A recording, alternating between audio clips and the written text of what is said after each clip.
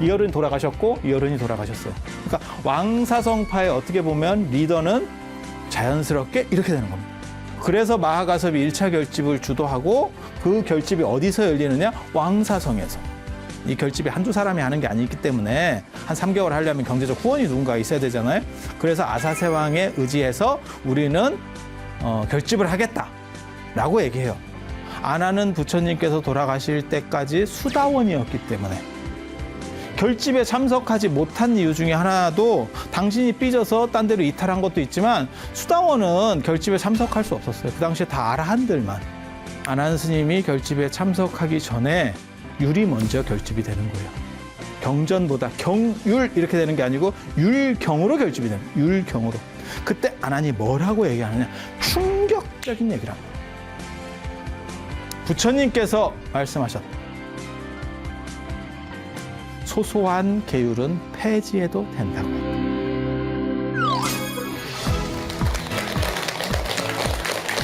자, 안녕하세요. 지난 시간에 이어서 절안에서 밥을 해먹을 수 있는가에 대한 문제를 계속 얘기를 해보겠습니다. 물론 지난 시간에 그 얘기는 안 했습니다. 글로 이제 가고 있는 거예요. 가고 있는 거예요. 오늘 지금 얘기를 해드릴 거예요. 해드릴 거예요. 그 사전 작업이 굉장히 길어요. 절에서 밥 해먹는 게 보통 일이 아닙니다. 그래서 이제 내용들을 보면 이게 아난 스님이 부처님보다 24세에서 27세 정도 연합니다. 그래서 부처님이 만약에 80세에 돌아가셨다면 아난 스님은 한 65세 맞나요? 아니 55세. 55세 정도. 그 정도 되셨을 거예요. 그리고 저 24세에서 27세 연하라는 거 누가 밝혔겠어요? 내가 다 했어. 내가 다 했어. 요즘 같으면 아마 못할 거예요. 저도 늙고 잡일이 많아가지고. 근데 예전에 할 일 없을 때 그런 거 다 하여간 스님들은 할 일이 없어야 돼. 공부하는 사람은 할 일이 없어야 돼. 그러면 그냥 있는 거 없는 거 그냥 하루 종일 이거 찾고 있는 거예요. 어디에서 나올지 잘 몰라. 그냥 얻어 걸릴 때까지. 이게 굉장히 재밌습니다. 이게 그래서 제가 예전에 그런 얘기 하는데 직소 퍼즐 맞추는 거하고 비슷하다. 혹시 3,000피스짜리 뭐 이런 거 맞춰보셨어요? 죽습니다. 죽어. 사람 죽어요. 그거 하나하나 이렇게 다 이렇게 그래서 여러분들도 혹시 너무 정신이 맑거나 이러면 그런 거 하나 사서 한번 맞춰보세요. 그러면 이게 인생이라는 게 이런 거구나 라고 할 거야. 그래서 저런 거 공부할 때 찾는 것도요 굉장히 재밌어요. 굉장히 재밌어요. 그래서 몇 개 찾으면 마치 뭐 광맥을 찾는 것처럼. 이게 낱말 맞추기 이런 거 있잖아요. 십자 퍼즐 같은 거 있잖아요. 이런 거 그런 거 할 때 하나 딱 찾으면 옆에 거 딱 연결되면서 뭐 이렇게 될 때 있잖아요. 그런 기분이라고 생각하시면 돼요. 저도 제가 이제 다 모든 주변인들, 부처님 주변인들 나이를 다 이렇게 나이를 추정할 수 있는 기록들을 가지고 그걸 다 대입해 보면서 맞춰가는 거예요. 하나하나 잡아가는 거예요. 그리고 마하가섭 스님도 나이가 많이 어립니다. 부처님보다. 그래서 부처님 돌아가시고 나서 열반하시고 나서 20년 뒤에 계족산에 들어가서 명상에 들어가요. 명상에 들어가요. 그렇게 해서 그 얘기는 뭐냐면 아마 아난 스님보다 나의 연배가 조금 더 많았을 거예요. 그러니까 두 양반이 충돌할 수 있는 거예요. 나이 터울이 비슷하니까 이제 충돌하게 되는 그런 겁니다. 그래서 1차 결집 때 지난 시간에 제가 그런 말씀을 드렸잖아요. 아난 스님이 소속의 잡수에게 얘기를 꺼내서 계율, 율장 정리한 거를 다 무력화시키려고 한번 무력화라기보다는 약간 이렇게 회방을 한번 놨다. 그랬더니 마하가섭 스님이 그거를 이제 모두 지키기로 하고 그다음에 아난 스님에 대해서 6개에서 7가지 정도의 힐난을 했다.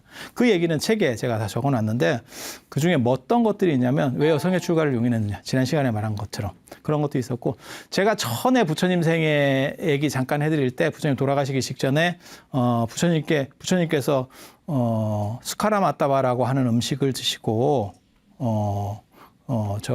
식중독 비슷한 증세가 나서 탈수 상황에서 물을 찾았다는 얘기를 했어요. 그때 물 빨리 안 갖다 드렸느냐. 3번이나 얘기하도록 너 왜 물 안 갖다 드렸어? 이런 얘기들을 합니다. 그러면 안한 스님이 뭐라고 대답을 하냐면 그때는 물이 흐렸기 때문에 내 판단에는 물을 드시는 것이 더 안 좋다라고 판단했다. 이런 얘기들을 합니다. 경전에는요 진짜 자세한 얘기들이 많이 나와요. 생각보다. 그래서 그리고 그런 판본들이 여러 가지가 있기 때문에 그걸 다 대조하면서 작업을 하는 거거든요. 어떤 게 더 원형인가 이렇게. 그리고 그런 것만 있는 게 아니고 왜 부처님 가사 꼬맬 때 발로 밟고 꼬맸어 뭐 이런 것도 있어요. 발로 밟고 꼬맸어 이렇게.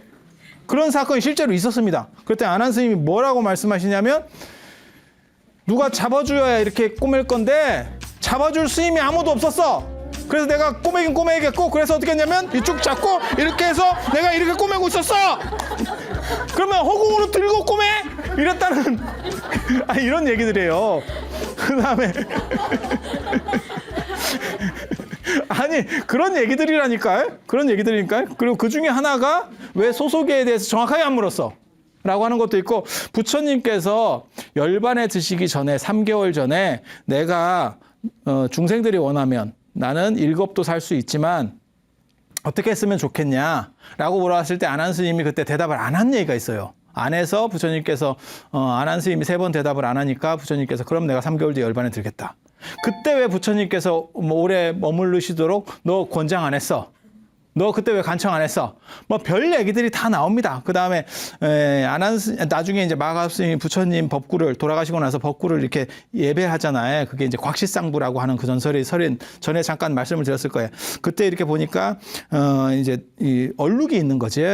그래서 왜 여성들이 부처님 발에 눈물 흘리고 그렇게 쉽게 말해서 시신을 더럽히도록 용인했어. 뭐 이런 얘기들이에요. 다 쪼밀쪼밀한 얘기들이에요.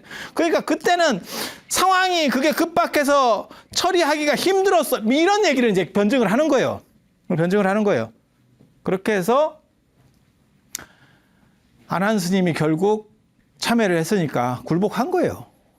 굴복하고 결집에 참석해서 저게 이제 3개월 동안 500명에 의해서 진행이 됩니다. 그러면 거기서 상황이 종료됐느냐? 그렇지 않아요. 안한 스님 참 여성적이고 잘생기고 굉장히 부드러운 사람 같지만 뒤끝이 있는 어른이에요. 그래서 나중에 이제 2차 결집까지 가는 굉장히 재밌는 사건들이 벌어져요. 그 전에 어떤 사건이 벌어지냐면 마하가석과 불아나라고 하는 사람의 충돌이 생깁니다. 불아나라고 하는 스님이 500명의 제자를 거느리고 있었대요. 500명의 제자를 거느리고 있었대요. 500명의 제자를 거느렸다라는 얘기는 부처님의 제자들 중에서 제일 큰 그룹에 속한다 이런 뜻이에요. 제가 전에도 그런 말씀을 드렸지만 500이 실제로 씌어보니까 500 이게 아니고 굉장히 많은 사람을 거느리는 최고의 제자들. 그 그룹에 속해 있는 사람이에요. 저분이 누군지 정확하게 모릅니다. 저 불아나를 부르나라고 얘기하는 사람도 있어요. 실제로 그렇게 논문을 쓰신 분도 한 2분 봤습니다.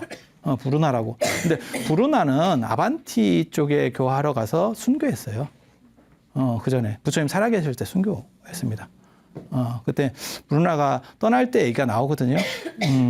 그 사람이 아반티 원래 출신인데 이제 아반티 출신은 아니고 아반티 쪽의 사람들을 교화해야겠다라고 해서 이제 당신이 석가적 출신인데 이제 가죠.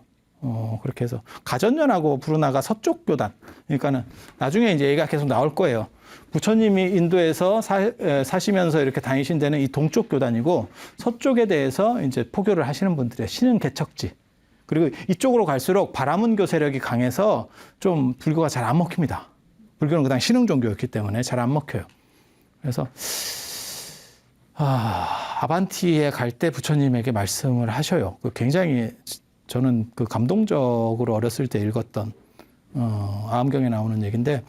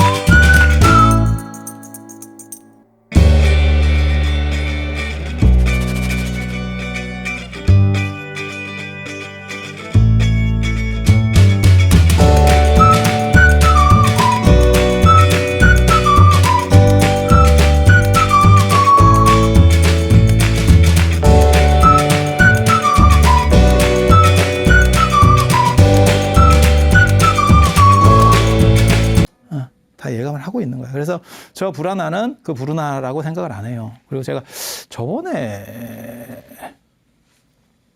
제가 그런 얘기 잠깐 해드렸었던 것 같은데 마하가섭 스님한테 500명의 제자가 있었는데 그 중에서 부처님 돌아가셨다는 소식을 듣고 뭐 불안하가 기뻐했다. 뭐 이런 얘기. 그게 사실 발란타. 제가 그때 착각했던 것 같고 발란타라고 하는 사람이 그걸 막 이 잔소리하는 영감님 안 계시니까 더 좋은 거 아니요? 이렇게 얘기했다는. 사람이 별 사람이 다 있으니까 사람이 많으면 세상에는 진짜 별 사람이 다 있어요. 별 사람이 다 있어요. 전에도 그런 얘기 있더라고요. 뭐 한진그룹 회장님 이렇게 돌아가셨을 때 막 이렇게 악플도 달리는 경우도 있고 그래도 뭐 사람이 죽었는데 그렇게까지 할 필요가 있느냐라고 말하는 사람도 있고 이게 관점이 다 다른 거죠. 그래서 뭘 옳다라고 얘기하는 게 아니고 그래서 부처님 돌아가셨는데도 그렇게 말하는 사람도 있었다는 거예요. 그게 발란타라고 하는 사람인데 그 사람 얘기를 듣고 마하가섭이 이래서는 불교가 절단이 나겠다. 빨리 결집을 해서 이거를 표준을 만들어야 되겠다. 이렇게 해서 결집을 하겠다라는 생각을 했다는 거잖아요. 네. 그래서 이제 모든 사람들이 이렇게 소집했다라고 나오는데 소집이 잘 안 된 것 같아요. 이유는 뭐냐면 영토가 너무 넓으니까 인도가. 그래서 뭐가 있냐면 이 불안하라고 하는 사람이 어떤 사람인지 모르겠는데 이 사람이 닥시나가리라고 하는 지역에 가서 자기 500명의 제자들과 같이 교화를 하고 있었대. 근데 결집한다는 소문을 듣고 참석하려고 제자들 500명을 데리고 온 거야. 왔더니 결집이 끝났어. 오는 사이에 끝났어. 그래서 마하가섭한테 어떻게 한 겁니까? 라고 얘기했더니 마하가섭이 이게 굉장히 중요한 얘기예요. 그래요? 그러면 지금 결집한 거를 다시 처음부터 할 테니까 다시 얘기를 쭉 해드릴 테니까 이 있으면 말씀하세요. 이랬다는 거예요. 이게 굉장히 중요한 구절이거든요. 이 1장에 다 나오는 얘기입니다. 이거 뭐 4분율, 5분율, 10속률, 뭐 빨리율 뭐 다 나오는 얘기예요. 이걸 이제 구례결집이라고 하는데 이 구례결집 사건인데 왜 중요하다고 얘기하냐면 마하가섭이 전부 대표성을 가지고 최고급 사람들을 딱 모아서 결집을 했으면 뒤에 딴 사람이 늦게 와가지고 예를 들어서 전 못 들었으니까 다시 한번 해주시면 안 돼요? 이러면 안 돼요. 이렇게 나오는 거죠. 이렇게 하는 게 맞지. 왜? 그 사람이 늦었기 때문에. 그런데 그래요? 그러면 그렇게 해드릴게요. 라고 얘기를 한다는 건 뭐냐면 대표성이 없었을 수 있다는 얘기를 하는 거예요. 대표성의 권위가 없었을 수 있다는 얘기예요. 누군가 도전해 오면 그걸 받아주니까. 그래서 1차 결집이 진짜 모든 승단의 대표성을 가지고 한 결집이냐? 라고 의심을 하는 거예요. 이게 불안하 사건 때문에 그렇거든요. 그리고 다 얘기를 하니까 불안하가 오케이, 저도 똑같이 들었습니다. 이렇게 했다는 거야. 그런데 거기에서 8개 다른 얘기를 해요. 8개 다른 얘기.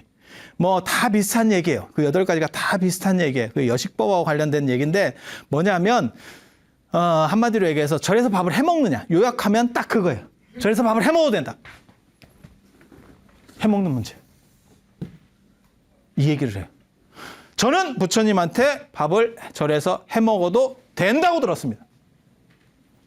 그랬더니 마하가섭이 뭐라고 얘기하냐면 탁발을 하는 줄 알았잖아요. 그러니까 마하가섭이 뭐라고 얘기했냐면 맞습니다. 이러고 틀린 게 아니고 맞습니다. 하지만 그것은 기근이 들었을 때 한시적으로 얘기하고 그때 한시적으로 맺었다가 기근이 들어서 이제 쉽게 말해서 비상사태 때 뭐 지금 다 먹을 게 없는 상황이 됐으니까 그 동네에 대해서 비상사태 때 처리했었던 법안이고 그 기근이 끝났을 때 폐기됐습니다. 풀렸습니다. 근데 저 불안하는 뭐라고 대답을 하냐면 뭐라고 얘기하냐면 나는 풀렸다는 얘기를 못 들었습니다. 이게 이제 이런 게 문제가 되는 이유가 뭐냐면 두 분 다 부처님한테 직접 들었던 사람들이기 때문에 그런 거예요. 나는 못 들었는데? 이렇게. 이게 답이 나올 것 같아요? 안 나옵니다. 이렇게 되면 답이 안 나옵니다. 누군가는 전에 들었어. 그러면 나는 직접 들었다니까? 이러면 대화가 돼요. 그런데 서로 얘기를 들었어. 근데 누구는 들었다 하고 누구는 못 들었다 해. 그러면 이게 답이 안 나옵니다. 답이 안 나옵니다. 그래서 그 절에서 밥을 해먹느냐의 문제를 가지고 이 사람들을 해먹었다는 얘기예요. 계속 해먹고 있었다는 얘기예요. 이게 지금. 불안화 그룹은. 그래서 해먹고 있었기 때문에 이 사람들이 뭐라고 얘기하냐면 그러면 우리는 따로 결집을 하겠습니다. 그렇게 해서 굴 밖에서 결집했다고 해서 굴의 결집. 이건 굴 내 결집, 칠엽 꿀 결집, 굴 밖에서 한 결집. 우리는 우리끼리 따로 그 8개 조항만 바꿔서 하겠습니다. 이 기록에 주목한 사람이 바로 저입니다. 왜 주목했을까요? 지금 우리나라 절에서, 동아시아 절에서는 다 밥을 해먹고 있으니까. 만약에 여기에 주목을 안 하면 무슨 일이 벌어지냐면 우리는 계속 부처님의 뜻을 어기고 있는 거예요. 절에서 밥을 해먹는 것뿐만이 아니고 신도들한테 밥까지 주고 있거든. 한술 더 떠서. 아니, 그렇잖아. 그렇게 하고 있는데 어떤 절 같은 경우는 아예 뭐 예를 들어서 뭐 조계사 봉원사 같은 데는 아예 외부인이 들어와서 얼마씩 내고도 밥도 먹고 뭐 이런 정도까지 가고 있다니까 지금 상황이. 너무 동떨어진 방향에서 하고 있잖아요. 그러면 만약에 걸식이나 탁발이 올바른 부처님 법이고 이렇게 해먹는 거는 문제가 있어 라고 하면 우리는 다 지금 문제가 되는 거죠. 이 구절에 왜 주목했냐면 이거는 초기부터 부처님 당대부터 해먹는 집단이 있었다는 얘기예요. 그러면 그냥 두 가지를 다 인정하자는 거예요. 걸식주의자, 해먹는 주의자. 이렇게 하면 이 두 가지가 있었어. 이 두 가지가 있었어라고 말하면 동아시아 승단에서 밥을 절에서 해먹고 신도들에게 줄 수도 있는 것들이 열리는 거예요. 그래서 굳이 걸식이라고 가르쳐서 통일시키지 말고 아니 기록이 안 나오는 것도 아니고 부처님 돌아가시고 나서 저 사람들이 나타난 것도 아니고 나는 부처님한테 들어서 그렇게 우리는 하고 있었는데 당신이 뭔데 바꾸라고 하는 거야. 지금 그 얘기거든. 그래서 이 부분을 주목하는 이유는 이렇게 됐을 경우에 외연이 훨씬 넓어지고 우리의 정당성이 성립되기 때문에. 그래서 제가 저 기록을 주목하고 계속 여기저기서 얘기를 하고 다녔는데 논문도 쓰고 하고 얘기를 하고 다녔는데 이 절이 뭘 잘 안 바뀌어요. 유리한 거는 사실 빨리빨리 땡겨가지고 뭔가 이렇게 구조를 만들어내야 되거든. 근거들을 찾아야 된다고요. 또 없더라고요. 그래서 지금 이 마하가섭과 불하나가 또 충돌하는 거예요. 그러니까 마하가섭이 생각보다 이게 원칙주의자이기 때문에 충돌하는 게 많은 거예요. 지금 부처님 돌아가시자마자 아난하고 한번 충돌했지? 그 다음에 또 불하나랑 충돌하지? 바로 지금 이 직후에 일어나는 일들이거든요. 그러니까 사람이 좀 유도리가 없는 거지. 그래서 이 양반이 좀 꼬장꼬장한 캐릭터예요. 좁쌀 영감이라고 하니까 그런 거 아시죠? 그런 캐릭터. 저게 두타행자라고 하는 게 원래 그런 캐릭터들이에요. 다 엄격주의자. 그래서 그런 캐릭터예요. 그런데 이 아난 스님 진짜 무섭습니다. 아난 스님은 진짜 무서운 사람이에요. 부드러우면서 무서운 사람이에요. 저 어른이 얼마를 살았는지 몰라. 근데 법구경 주석서에 보면 120세를 살았다는 얘기가 나와요. 그 얘기는 겁나 오래 살았다는 얘기. 아마 부처님 제자 중에서 제일 오래 산 사람으로 나오는 게 아난 스님이에요. 물론 부처님 제자 중에 안 죽은 사람도 있어. 안 죽은 사람 다음으로 오래 산 거야. 오래 산 거하고 안 죽은 건 틀려요. 안 죽은 건 영속인 거고 이 양반은 오래 산 거니까. 그래서 아난 스님이 전설적으로 오래 산 사람이에요. 안 죽은 사람 누가 있어요? 여기 있어. 여기 마하가섭 스님 안 죽었어. 바로 옆에 있어. 라우라 스님 안 돌아가셨어요. 이 어른 내가 어디 있는지 잘 몰라요. 이 어른은 제가 개인적으로 이렇게 연락을 잘 안 해. 이 어른 어디 있는지 알아. 개족산이에요. 개족산. 대당서역기에 보면 부처님께서 입적하시고 20년 뒤에 개족산에 들어가서 명상에 들어요. 뭘 하는 거냐면 부처님 이모 마하프라자파티가 아주 좋은 금난 가사를 만들어서 부처님께 이렇게 공양을 올리는 게 있어요. 그 가사를 나중에 부처님이 마하가섭에게 이렇게 줘요. 그게 일종의 바턴입니다. 누구한테 전달하라고 택배 업무입니다. 택배 업무. 근데 그 택배가 바로 이렇게 가서 전달하면 되는 택배가 아니고 한참 미래 택배. 누구한테 전달하는 거냐면 미륵 부처님한테. 그래서 그 시간 동안 뭐 하고 있냐면 저 산에 들어가서 참선을 하고 이러고. 그게 이제 부처님께서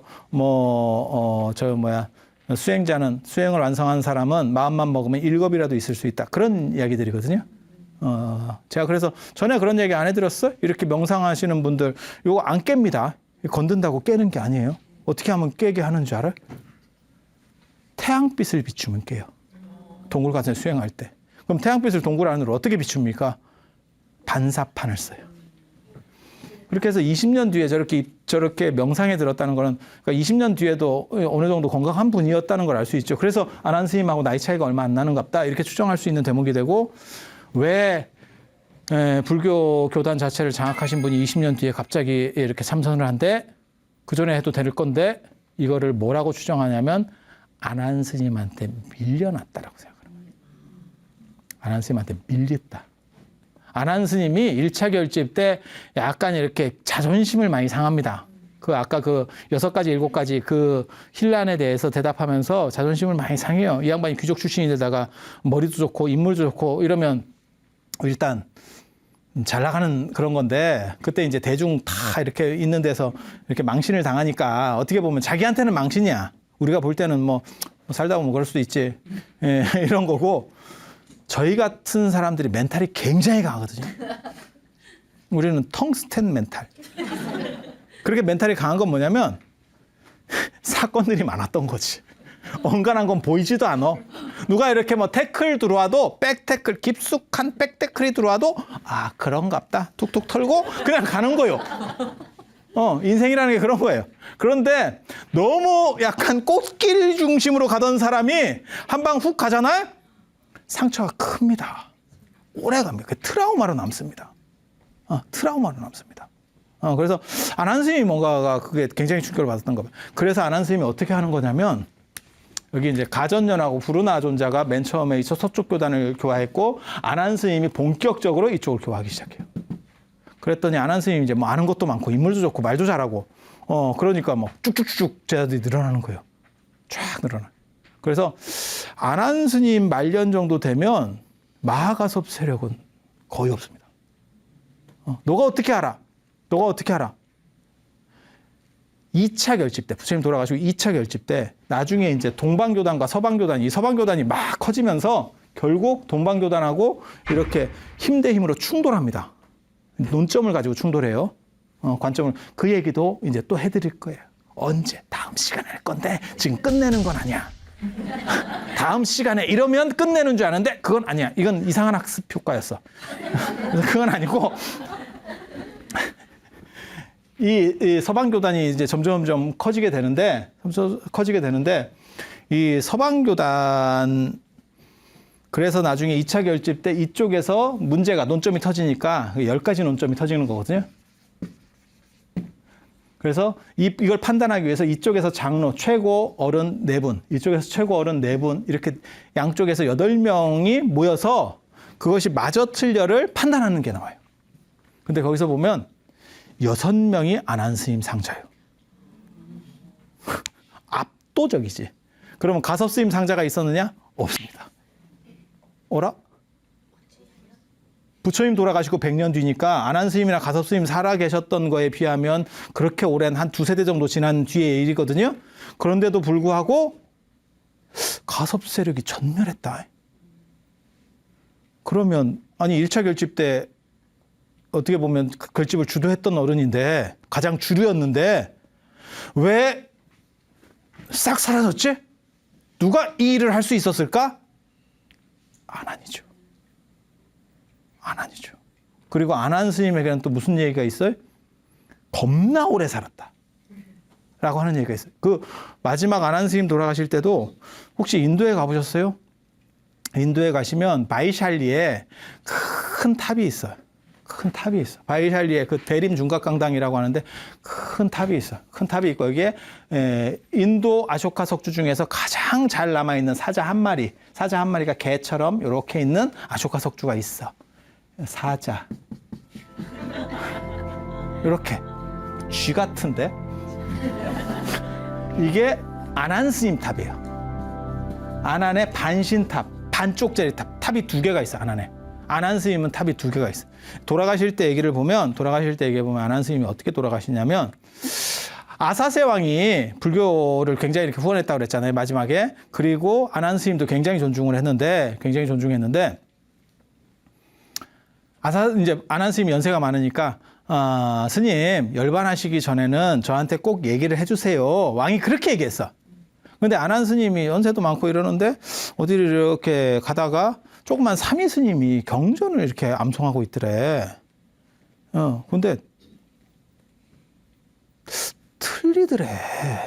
그래서 아난 스님이 이제 어른들이 약간 오지랖이 넓습니다. 그래서 그거를 이제 얘기를 해준 거지. 야, 그거 잘못됐다. 요건 이렇게 하는 거다. 노인네에게서 흔히 나타나는 잔소리. 이게 죽음에 이르는 불치병입니다. 죽어야 끝납니다. 이거 다 비슷한 아마 증세에 처할 거야. 그런데 걔가 또 중2병을 앓고 있던 애야. 그러니까 애가 이제 대들지. 영감님 이러면서 뭐라고 대들었냐면 저는 우리 선생님한테 이렇게 배웠습니다. 영감님이 누구신데 그렇게 얘기하신대요? 이렇게. 근데 아난 스님이 이거 너무 대들고 내가 아난인데 이게 안 돼. 그래가지고 그래? 참 이러면서 이제 물러나요. 이제 어이가 없어가지고 어이가 없어서 물러나. 그러니까 당신이 어떻게 보면 저 경전의 원조잖아. 이게 로얄티 받고 있는데 내가 지금 로얄티를 받고 있는데 이게 나한테서 내려간 게 했는데 이게 어디 증손자뻘 제자밖에 안 되는 걔가 저 선생님한테 저는 이렇게 배운 야 내가 뭘 잘못하는 건가? 막 이런 생각이 드는 거예요. 그래서 내가 더 이상 필요가 없겠다. 더 이상 살아봐야 별 필요가 없겠다. 이래가지고, 열반에 들어야겠다. 이런 생각을 딱 결정을 하셨다는 거예요, 당신이. 그래서 아사세 왕이 스님께서 열반에 드실 거면 꼭 저한테 와서 미리 좀 얘기 좀 해주세요. 그렇게 부탁을 했던 걸 기억을 해서, 아사세 왕에게 찾아가죠. 전에 제가 이 얘기 잠깐 해드렸었어요. 부처님 생애 마지막 때, 마지막 부분에서. 왜? 이 얘기가 부처님 돌아가시고 나서 부처님이 바이샬리랑 마가다가 싸우면 안 된다라고 했을 때, 바이샬리하고 마가다가 싸우면 안 된다. 마가다국이 싸우면 안 된다라고 했을 때, 이걸 이제 증거할 때 이 사건인 거지. 그래서 그 당시에 이게 전쟁 상황이었어요. 부처님 돌아가시기 전에는 마가다국의 아사세 왕이 전쟁을 할까라고 부처님한테 여쭤봤었던 거고 실제로 그때 안 했어야 되는데 결국 전쟁을 해서 이게 장기전을 하고 있었던 상황이에요. 그래서 아사세 왕한테 아난 스님이 가보니까 또 아사세 왕이 바빠요. 바빠. 그래서 뭐 회의 중이래. 그래서 회의 중이라는 연락을 받았네. 그러니까 왕한테 보고도 안 가고 그냥 비서실에서 스님 좀 기다리셔야겠는데요. 회의 중입니다. 이렇게. 그러니까 아난 스님이 그럼 인연이 없는갑다 이러면서 겐지스강을 건너서 여기 겐지스강이 있거든요. 겐지스강을 건너서 바이샬리 쪽으로 가고 있었대. 그러니까 아난 스님이 온다는 얘기를 듣고 바이샬리 사람들이 나가가지고 이쪽으로 오시라고 했다는 얘기예요. 전에 제가 잠깐 해드렸었어요. 이 얘기를 해드렸었어요. 그래서 그렇게 이제 애기들이 막 하고 있으니까 아사세 왕도 회의가 끝나고 아난 스님이 오셨다 가셨다고? 그러면 돌아가시려고 하는 거 아니야? 그러면서 갔더니 배가 중간에 있더래. 배가 중간에 있더래. 그러니까는 이제 이 아사세 왕 입장에서는 돌아오시라고, 이쪽에서는 오시라고. 왜 그렇게 얘기하는 거냐? 아난 스님이 워낙 등치가 큰 분이기 때문에 위상이나 이런 게 높은 분이기 때문에 이 양반이 바이샬리에서 돌아가시느냐 마가다에서 돌아가시느냐에 따라서 전쟁 양상에 대해서도 영향을 주는 거예요. 그렇잖아요. 그래서 저렇게 했는데 결국 아난 스님이 여기서 이 배에서 돌아가셔요. 이 기록이 굉장히 중요한 얘기예요. 제가 저 기록을 찾고 너무너무 저 대당서역기 9권에 나오는 얘기거든요. 야, 저런 얘기가 진짜 있구나. 나 처음 알았다니까. 왜?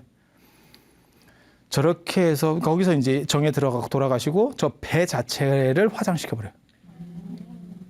불을 태워가지고 수장시킨다고. 그게 왜 저 기록을 보고 굉장히 놀랐냐면 저게 진짜 겐지스강에서 화장하는 원형적 모습이에요. 지금 우리가 그 계단 같은 데서 이렇게 화장하다가 밀어넣고 그거는 훨씬 후대 나오는 거고 진짜 예전에 귀족들은 그 중간에 들어가서 그 배로 화장하다가 그 배 안에서 화장을 배채 화장하는 거예요. 그래서 수장하는 거예요. 타다가 다 타고 들어가는 거예요. 그렇게. 그래서 야, 이 기록이 이런 기록이 실제로 남아도 있구나. 내가 이런 생각을 했다. 그리고 안한 스님이 양쪽에서 부르니까 다 사리를 신통을 모여가지고 이쪽에 한 덩어리 저쪽에 한 덩어리 해서 떨어뜨렸다. 그래서 각각의 안한탑이 있고 마가다 거는 사라졌고 이 바이샬리께 이게 안한탑이에요. 안한탑. 그리고 안한 스님의 역할이 얼마나 대단하냐면 부처님 돌아가시고 나서 한 200년 뒤에 이제 전인도를 나중에 또 나올 겁니다. 최초로 통일하는 불교왕 아쇼카 왕이라는 사람이 안한 스님에 대해서 굉장히 또 높여요. 거기 보면 기원정사에 자바암경 아유관경에 나오는 얘기입니다. 예. 기원정사에 그 당시에 기원정사 아시죠? 저 금강경설법 됐다는 기원정사. 거기에 아쇼카 왕이 참배를 가니까 거기에 큰 스님들 부도가 사리불, 목건년, 마하가섭 쭉 이렇게 있다는 거예요. 쭉 있다는 거예요. 그래서 아쇼카 왕이 여기에 이제 각각의 스님들에게 딱 절을 하고, 이게 누구 부도입니다. 이제 옆에서 이제 얘기를 해주는 거예요. 그러면, 사리불존자의 부도입니다. 이분이야말로 뭐 이렇게 부처님의 가르침을 이어서 이렇게 했었던 그런 지혜로운 분입니다. 그러면, 대중공양으로, 그 공양금으로 10만 냥. 10만. 이분은 목건년 존자로 신통이 뛰어나시고 저를 딱 예를 올리고 10만. 멋있지? 돈이 있어야 멋있어. 마음만 있어요. 이렇게 하는 것보다 야 10만. 10만 쏴. 이렇게 쭉 이렇게 마가섭도 10만 양입니다. 이게 뭘 얘기하는 거냐면 그 당시 올렸던 이렇게 공양 올렸던 게 아쇼카 왕이 생각했었던 뭐랄까 중요도를 알 수 있는 금액인 거예요. 그래서 그게 재밌다고. 그래서 쭉 10만 양 뭐 이렇게 하고 이제 좀 낮게 나오는 분도 있고 그러는데 바꾸라 존자라고 하는 분이 있어요. 바꾸라 들어봤어요? 바꾸라? 어디 경전 같은 거 읽다 보면 바꾸라 이렇게 나오는데 이 양반 특징이 뭐냐면 몸이 안 아프대. 그것도 아주 좋은 점 중에 하나예요. 몸은 안 아픈데 평생 동안 법을 설한 적이 없대. 가르치질 않아. 혼자 해, 혼자 하고 몸만 안 아파. 이게 뭐, 또 이런 캐릭터가 있나 싶어. 자기 관리는 겁나 잘하는가 봐. 그러니까 아쇼카 왕이 절을 하고 당신은 동전 하나. 왜?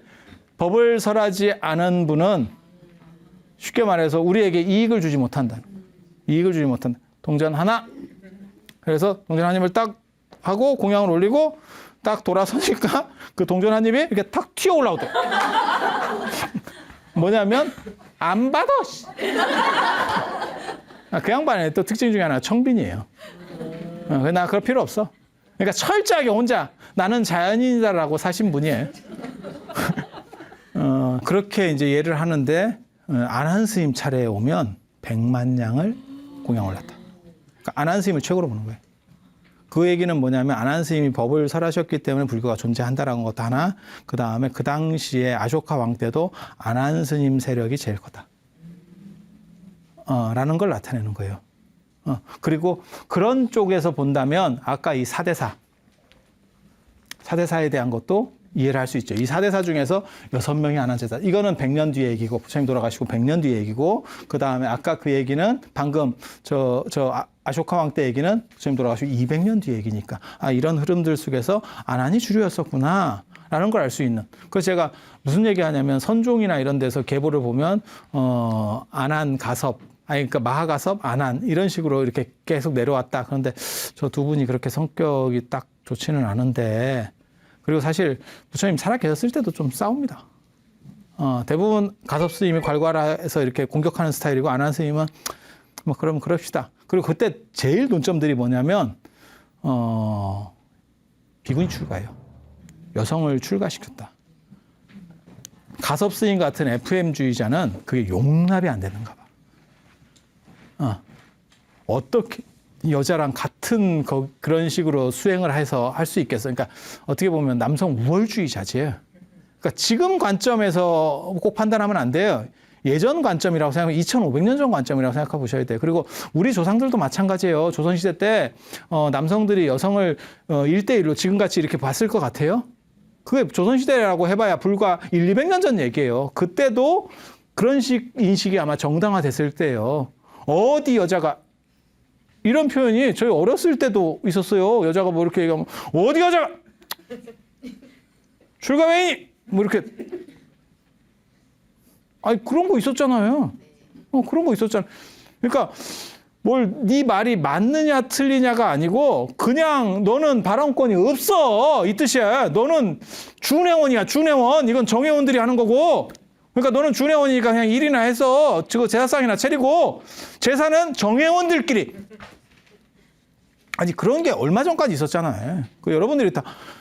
여러분들이 사회적으로 익숙해서 그렇지 이미 충분히 부당한 걸 겪었던 세대예요. 여러분들도. 굉장히 부당한 걸 많이 겪었어요. 그래서 제가 전에 여성학 박사과정 때 여성학 수업 들을 때 제가 박사과정 때도 여성학 관련된 걸 좀 들었었거든요. 그때 무슨 얘기가 있었냐면 그때 정년퇴직한 여성 교수님이었었어요. 근데 제가 뭐라고 얘기했냐면 이미 다 1대1로 지금 재산상속이 바뀐 지가 언젠데 내가 그런 얘기를 했다고. 그랬더니 그분이 뭐라고 그랬냐면 스님 그렇게 말씀하시면 안 됩니다. 1대1이라고 하지만 어른들은 살아 계실 때 아들한테 미리 플러스로 챙겨줍니다. 그러니까 여러분 어른들 세대만 해도 절대 돌아가실 때까지 가지고 있다가 1대1로 주는 게 아니고 아들들한테 이미 다 어느 정도 주고 남은 것만 1대1대1이었던 거야. 별로 동의하지 않는 것 같은데? 아니 그러던 시절이 있었어요. 그래서 가섭 스님도 2500년 전 사람이라는 걸 생각해야 돼요. 제가 이렇게 지금 이런 식으로 자꾸 얘기하면 마하가섭 스님을 너무 이렇게 제가 공격하는 것처럼 이렇게 들릴 수도 있는데 그 시대의 사고에서는 충분히 그럴 수도 있어요. 그러니까 아난 스님이나 부처님이 계명한 사고를 하고 있는 거고 시대를 넘어서는 계명한 사고를 하고 있는 거고 가섭 스님은 그 당시에 평균적 사고를 하고 있는 거예요. 그리고 그 사람은 아무리 그래도 나는 끝까지 용인이 안 되는 거야. 끝까지 용인이 안 되는 거야. 지금도 그런 거 있어요.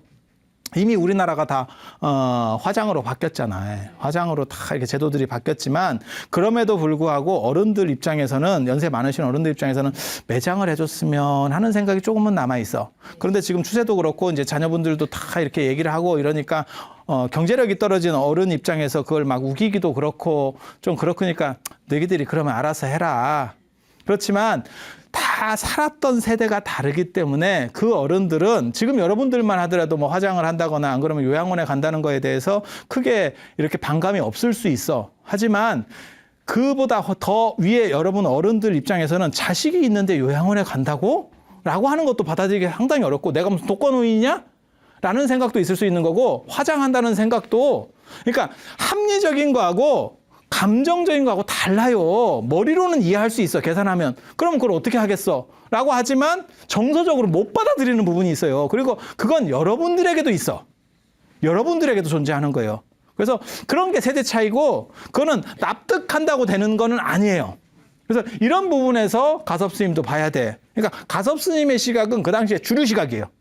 그리고 부처님이나 아난의 시각은 훨씬 어떻게 보면 창조적 시각을 하는 거야. 이런 생각을 하는 거야. 그렇지만 세상을 바꿔가는 건 누구다? 그렇게 창조적이고 선제적인 사람이 세상을 바꿔가는 거지. 그러니까 불교는 그런 사람들에 의해서 가는 거예요. 그런 사람들에 의해서. 그리고 그렇게 안한 스님이 다시, 그러니까는 부처님이 이렇게 뭐라 할까, 유연한 사고, 그 다음에 능동적인 사고, 그 다음에 세상을 바꾸려고 하는 사고로 개진을 했고, 가섭 스님이 약간 보수적으로 그걸 불교를 되돌려 놓는 거예요. 이렇게 좀 복잡하게 되돌려 놓는 거예요. 부처님 돌아가시고 난 뒤에. 그 다음에 다시 안한 스님이 이걸 또 풀어냅니다. 풀어내는데 안한 스님이 돌아가시고 나서, 아까 그 돌아가실 때 얘기 봤었잖아요. 돌아가실 때 얘기 들었었잖아요. 그때 나이 어린 조그만 스님이 벌써 안한 스님한테 이렇게 얘기하는 걸 보고 안한 스님이 충격을 받았다. 벌써 또다시 보수화되고 있는 거예요. 그리고 그렇게 보수적인 문제가 벌어졌을 때 2차 결집 사건이 터지는 거예요. 2차 결집은 훨씬 중요한 사건입니다. 왜냐하면 판이 굉장히 넓어지고, 그리고 불교가 이때부터 2차 결집이 끝났을 때부터 드디어 부파불교라는 시대로 들어가요.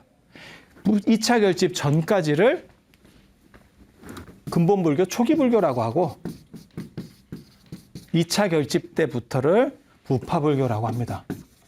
부파불교는 학파불교라는 뜻이고, 이 부파불교를 다른 말로 동북아시아에서는 소승불교라고 해요. 그래서 다음 시간에는 저 부파불교가 시작되는 2차 결집 얘기를 해드릴 거예요. 2차 결집에서 또 진기한 논점들이 터져. 야, 저게 맞아? 사실 저런 일로 승단이 양분됐다고? 라고 할 만한 또 다른 스토리가 있어. 그래서 다음 시간에 2차 결집의 논점들에 대해서 살펴보고, 왜 불교가 저렇게 될 수밖에 없었는지에 대한 그런 문제점들에서 다뤄보도록 하겠습니다. 그러면 이번 시간은 이상 마치고 다음 시간에 찾아뵙도록 하겠습니다. 자, 감사합니다. 100년 정도 지나면 아무리 오래 살아도 부처님 제자 중에 부처님을 친견한 분은 없어요. 그러니까 관점이 좀 다른 얘기가 터졌을 경우에, 이걸 조율할 수 있는 사람이 없는 거죠. 그래서 한 100년 정도 지나니까 이쪽이 더 계율적이고 깔끔하게 사는 원칙주의자들이 이쪽에, 여성 차별에 대한 논의들, 그런 것들이 있었기 때문에 여성이 최고 지위에 간다라는 거에 대해서 옛날 사람들이 인정을 잘 못해요. 그러니까 성적인 변환을 해서, 변성이라고 하는 거예요. 변성.